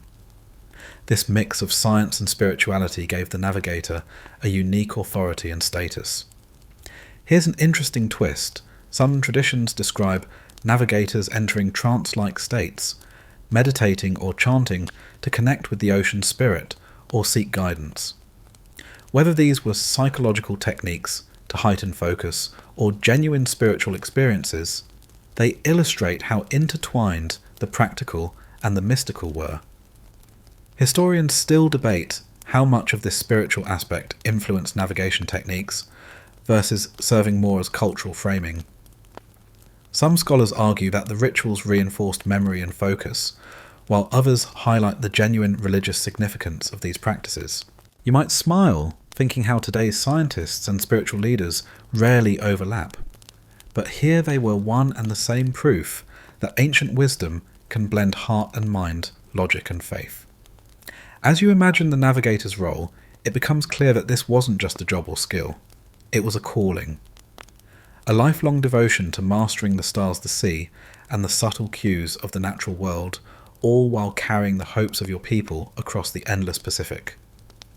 The canoe moves steadily beneath you, the night deepening, and you feel the presence of generations who navigated this way before you, scientists, mystics, and heroes, rolled into one. You feel the night deepen as the canoe glides smoothly, and now your mind opens to the epic tales of bold journeys, those daring voyages that stitched together the vast Pacific islands into a sprawling network of culture and kinship. Imagine setting out not just for a day's trip, but for months crossing thousands of miles of open ocean with nothing but stars, waves, and the knowledge passed down from generations. One of the most legendary voyages is that of Kupe, a Polynesian explorer, said to have sailed from Hawaii to New Zealand centuries ago, discovering new lands for his people. Whether Kupe was one person or a mythic symbol, his story embodies the courage and curiosity driving Polynesian expansion. These epic journeys weren't just about exploration, they were about survival, trade, and connection. Canoes laden with people, plants, animals, and stories moved from island to island, spreading languages, customs, and innovations. You can almost hear the chants and songs that guided each leg of the voyage, encoding directions and memories in melody. A quirky fact, some voyages included clever drift voyaging, where sailors deliberately sailed slightly off course to let ocean currents carry them toward distant islands, a risky but ingenious method. It's like playing the ocean's roulette, hoping fortune and skill combine in your favour. Historians still argue about the exact routes, timings and scale of these voyages.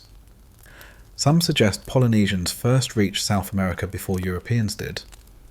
Others question whether contact was continuous or sporadic. The debates keep the stories alive and inspire new research.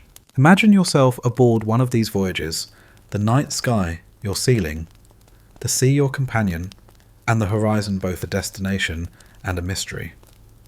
Each star, each wave is a thread in a vast web connecting people across the ocean. The epic nature of these journeys reminds you that human beings have always been explorers.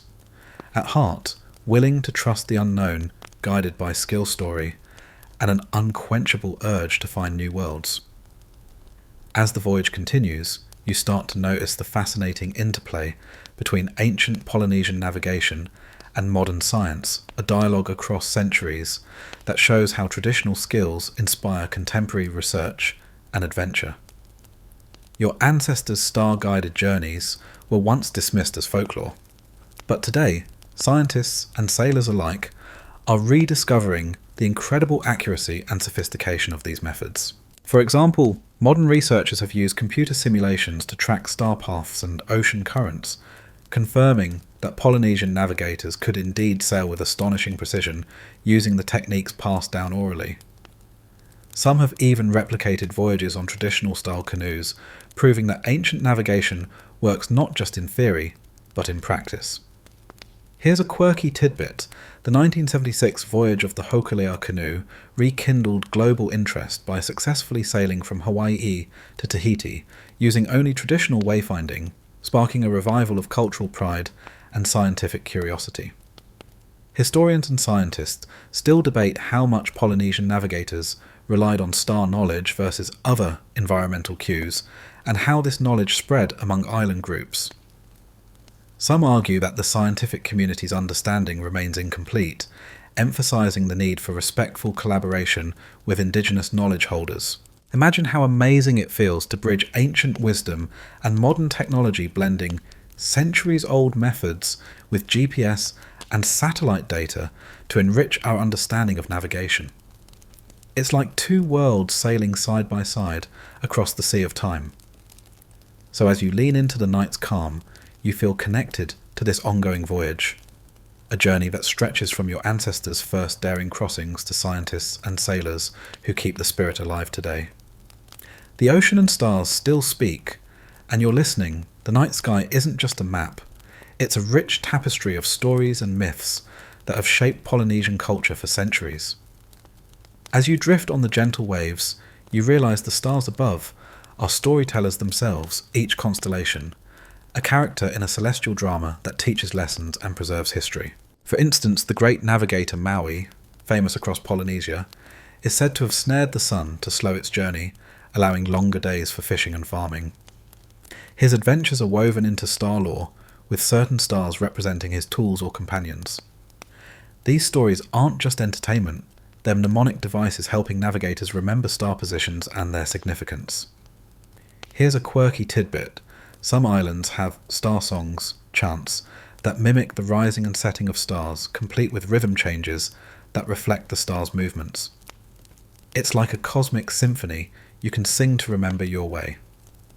Historians still argue about the origins of these myths, whether they predate navigation techniques or evolved alongside them. Either way, the blend of science and storytelling enriches both, creating a culture where knowledge and imagination sail together. As you listen to these tales, the stars feel less distant. They become guides, teachers, and companions, filling the vastness of the ocean with meaning and connection. Your journey becomes more than a physical passage. It's a voyage through myth, memory, and meaning. So next time you gaze up, try imagining the stories behind those sparkling lights. Maybe you'll see Maui's fishing line, or the prow of an ancestral canoe cutting through the sky, inviting you to join the timeless dance of explorers. The night has settled into a quiet rhythm once more, and you find yourself thinking about how this vast ocean of knowledge, stars, waves, birds, and stories, is passed down through the generations. Polynesian navigation isn't learned from books or screens. It's memorized, sung, and lived through oral tradition, a delicate chain linking teacher to student across time. Imagine sitting cross-legged in a circle under the stars, a master navigator weaving chants that encode star positions, ocean currents, and island locations.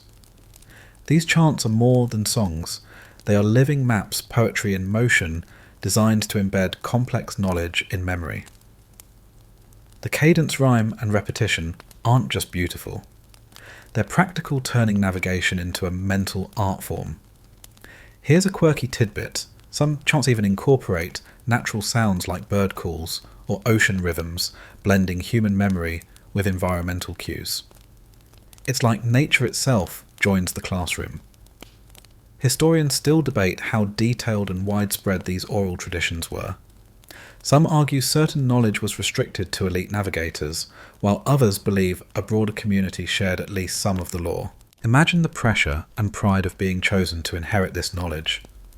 It was a sacred responsibility to remember, teach, and live by these methods, ensuring your people could continue to explore and connect across vast seas. Oral transmission also meant constant practice. Navigators didn't just learn and forget. They reinforced their memory with every journey, every night under the stars, turning their minds into living libraries of the ocean. You might chuckle, thinking how your brain's probably flooded with useless info, yet these wayfinders carried encyclopedias of the ocean. In their heads, no Wi-Fi required. As you settle into this thought, you feel the continuity between past and present, how knowledge flows like a current through time carried by voices, chants and hearts committed to the sea. The ocean's vastness invites bold claims and fierce debates, and as you drift under the stars you find yourself pondering the controversies surrounding Polynesian navigation questions about who first reached which islands and when. Historians still argue over the timelines and origins of Polynesian settlement, keeping the story lively and complex.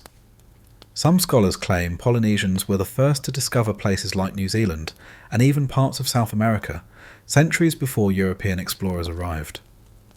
Others suggest these connections might have been more sporadic, or the result of chance encounters rather than intentional voyages. The debate stretches across disciplines, archaeology, linguistics, and even genetics.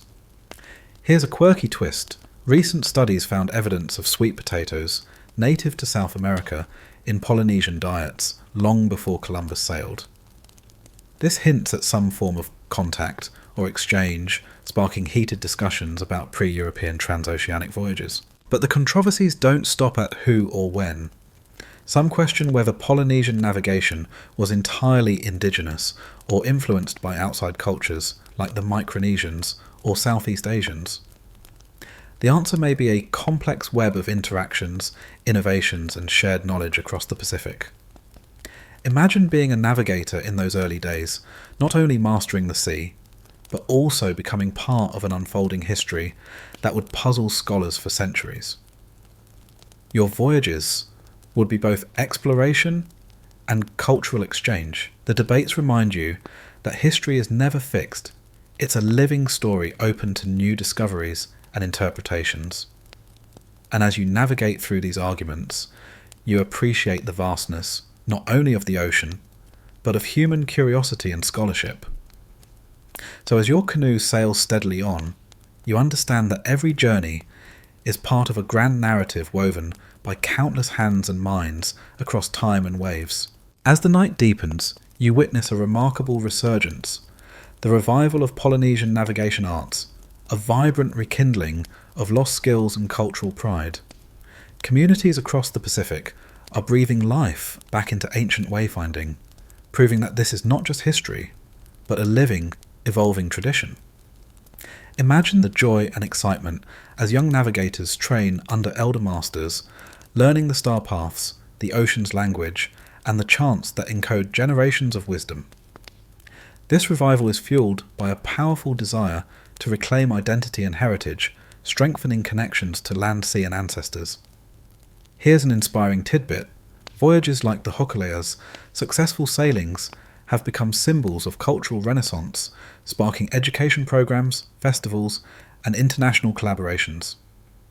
Modern navigators are celebrated as heroes blending ancient knowledge with contemporary life. Historians and cultural leaders still debate how best to balance tradition and innovation, how to keep navigation skills authentic while adapting to today's world. This tension is a natural part of cultural revival, highlighting the dynamic nature of knowledge. Imagine yourself as part of this movement, a learner standing on the deck of a canoe that sails not just across water, but across time, connecting you to ancestors and fellow explorers around the globe. The stars above are the same, but your journey feels fresh, alive with possibility. This revival reminds you that knowledge is never truly lost. It can be rediscovered, reshaped, and passed on with renewed energy and meaning. The ancient art of Polynesian navigation sails forward, a beacon lighting the way for new generations. So as you look up at the night sky once more, you feel hope and pride for the past, preserved the present, engaged, and the future unfolding on waves both old and new. Now, as your voyage draws toward its gentle close, you find yourself gazing up at the night sky one last time, feeling your place among the stars in a way that's both ancient and profoundly personal. This vast ocean and endless sky have been your companions, and you realise the human urge to explore this restless desire to push beyond the horizon runs as deep in you as it did in those Polynesian navigators. You've sailed star paths and listened to the ocean's whispers, felt the weight of the canoe's wooden frame beneath your hands, and touched the sacred role of the navigator who blends science with spirit. You've heard stories of epic journeys and modern revivals, learned of debates that keep history alive and soaked in star lore that dances between fact and myth. Here's a gentle thought. The stars that guided those ancient voyagers are the same ones twinkling above you, now silent witnesses to countless journeys, failures and triumphs. Your own journey through this story mirrors their voyages, a slow unfolding of connection, knowledge and wonder. Historians still explore and argue about many details, but what remains clear is the brilliance of human ingenuity and the timeless call of the unknown. You are part of this continuum, connected by curiosity and courage to those who dared to navigate by stars alone. So as you lie back, perhaps with a soft breeze brushing your face, and the night humming softly around you, feel the calm satisfaction of a journey completed. A story shared and horizons expanded. Now let's slow the pace, soften the words, and gently fade the imagery as we close tonight's voyage together. The sky above grows darker stars, becoming faint whispers in the distance. The ocean's rhythm slows to a lullaby, carrying you softly toward rest. Breathe deeply, letting the cool air fill your lungs, and the gentle sway ease your mind. Remember, you are never truly lost when guided by the stars and the steady pulse of the sea. These ancient lights remind us that every journey, no matter how vast or small, is part of a larger story, one of connection, discovery, and homecoming. Rest now, with the knowledge that your place among the stars is secure, held gently in the endless night. Tomorrow, the horizon will call again, but for now, surrender to the calm and let sleep carry you softly onward.